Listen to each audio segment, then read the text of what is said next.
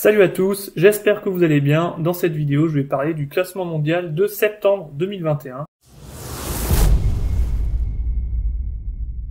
Et avant de regarder les classements, on va voir quelles compétitions internationales il y a eu entre août et septembre, qui ont donc apporté des points pour bouleverser ces classements.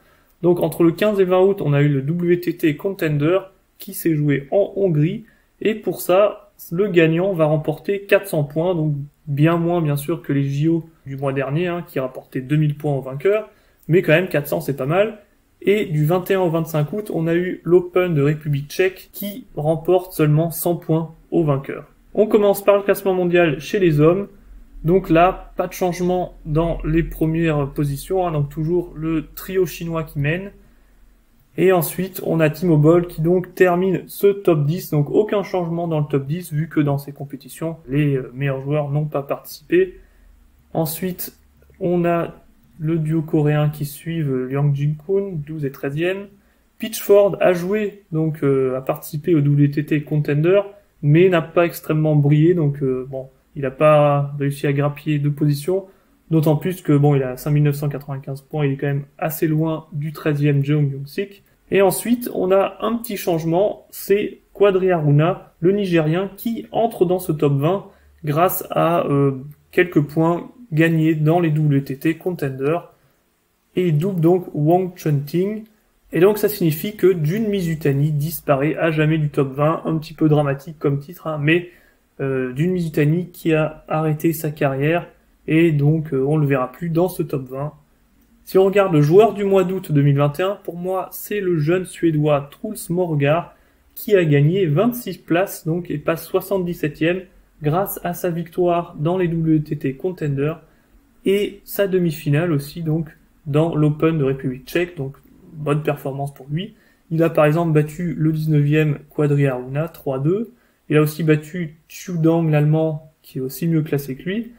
Il a battu en finale, donc dans les WTT Contender, Kilian Hort, l'allemand, et il a perdu, par exemple, contre Satyan Gnanasekaran, l'Indien, dans l'Open de République tchèque. Tout de même, à cet âge, très bonne performance pour Truls Morgar. Chez les femmes, c'est un petit peu moins intéressant au niveau des changements dans ce classement, parce que, il n'y a pas de changement. Voilà. Donc, en gros, dans ces compétitions internationales qui ont eu lieu pendant ce mois d'août, c'est surtout des Européennes qui ont participé, et quand on regarde ce classement chez les femmes, donc dans le top 20, il n'y a que 3 Européennes qui n'ont même pas participé au WTT Contender en Hongrie ou à l'Open de République tchèque, donc bien sûr aucun changement dans ce classement chez les femmes. La joueuse du mois d'août 2021 pour moi c'est Yang Xiaoxin, donc la joueuse qui joue sous le drapeau de Monaco, a gagné 11 places pour arriver donc à la 33e place. Donc on remarque bien sûr, même si elle a gagné les deux compétitions, ce qui lui fait quand même 500 points, plus on se rapproche des meilleures places, plus c'est compliqué quand même de grappiller des places, mais quand même plus 11 points, 33e, c'est bien pour Yang Xiaoxin, qui a par exemple battu 2 fois donc Maria Tailakova. Elle l'a battue dans les deux compétitions, 4-0 et 4-1. Elle a battu l'Hongroise Sandra Pergel 3-1, et aussi la Française classée 133e, Audrey Zarif 4-2 dans l'Open de République tchèque. Maintenant, on passe au double chez les hommes. Donc là, c'est toujours Jeong Young-sik, Lee Sang-soo qui mène. On a un petit changement, c'est le duo hongrois Adam Soudi et Nandor Ekzeki qui double Chu Dang et Benedikt Duda, mais sinon, pas trop de changements dans ce classement. Chez les femmes, c'est pareil. Donc on a toujours le duo japonais qui mène, suivi un autre duo japonais. Et là, on a un petit changement, c'est Sandra Pergel et Dora Madarash qui apparaissent dans ce classement et passent directement 7e en gagnant les WTT Contender. Et là, bien sûr, c'est vrai que comme il n'y a pas eu énormément de compétitions doubles depuis le changement du classement mondial qui s'est fait en début d'année, pour le moment, c'est relativement facile d'entrer dans ce top 10 si on fait de bonnes perfs.